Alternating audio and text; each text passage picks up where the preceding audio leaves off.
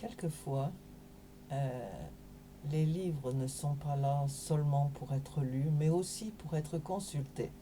Et c'est le cas d'un livre que nous avons à la maison qui s'appelle euh, La religion mystérieuse de Babylone. C'est en anglais. Et ce dont je veux vous parler aujourd'hui, c'est le culte de la mère et de l'enfant.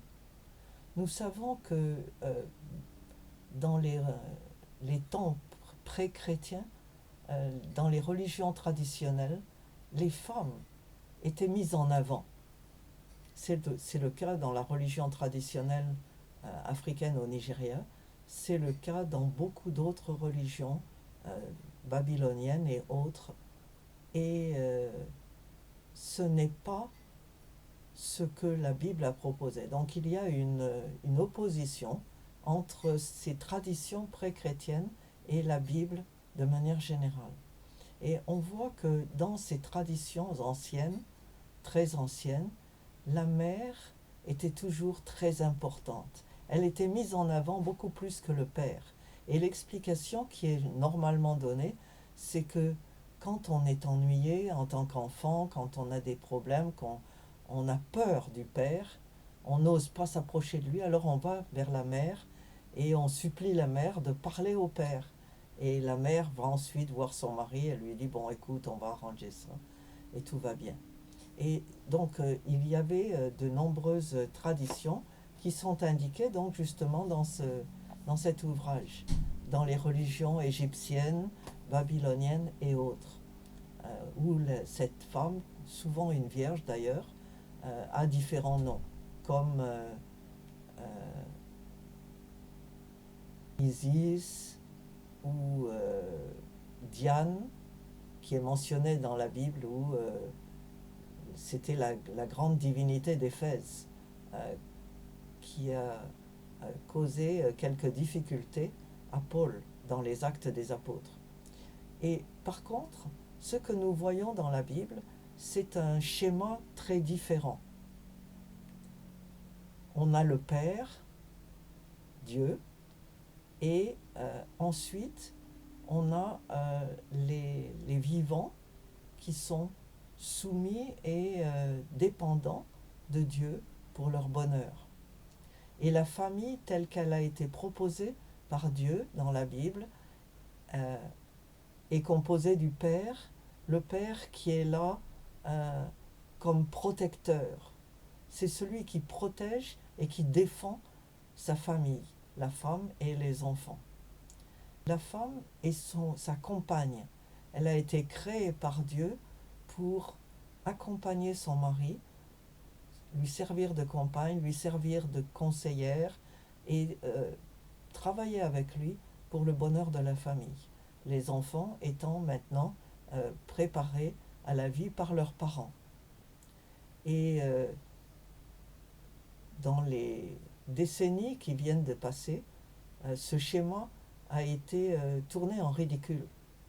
On a proposé que c'était une vision passéiste des choses, que ce patriarcat était à abandonner et les femmes ont été encouragées à se libérer de ce qui était considéré comme un carcan. Les femmes ne voulaient plus être sous l'autorité des hommes.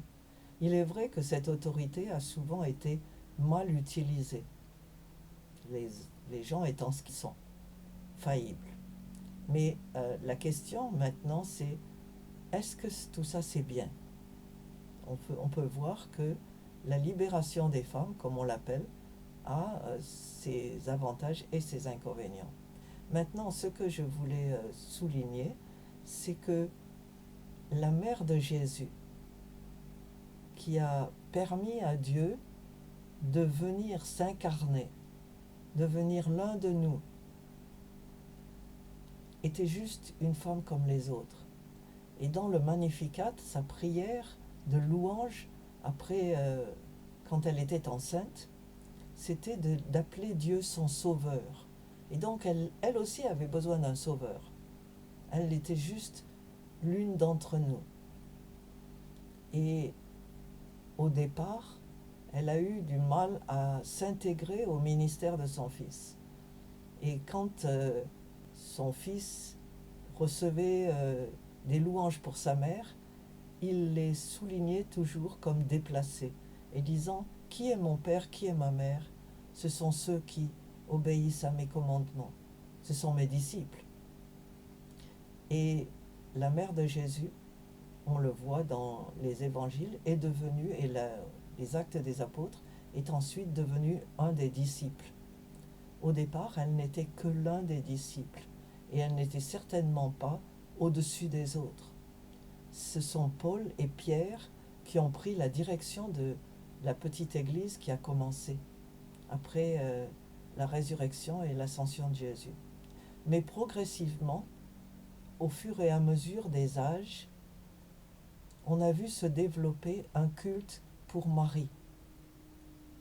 Et ce culte marial était le prolongement de ces cultes païens, comme on pourrait les appeler, ces cultes pré-chrétiens qui existaient partout. Le culte de la Vierge et de l'enfant. Et ça a donné lieu à un culte marial, où les gens préfèrent, au lieu de prier Dieu, ils préfèrent aller prier Marie, la voyant comme l'intercesseur, celle qui va apporter leur requête à Dieu. Et toutes les statues de Marie, curieusement, ou presque toutes, ne sont pas seulement des statues de Marie. Ce sont des statues de Marie avec l'enfant Jésus, qui place une hiérarchie. Marie plus importante puisqu'elle est adulte, tandis que l'enfant Jésus n'est qu'un enfant. On peut lire ces statues de manière différente, mais il est clair que c'est l'une des interprétations. Et je voulais souligner le fait que cette tradition du culte de la mère et de l'enfant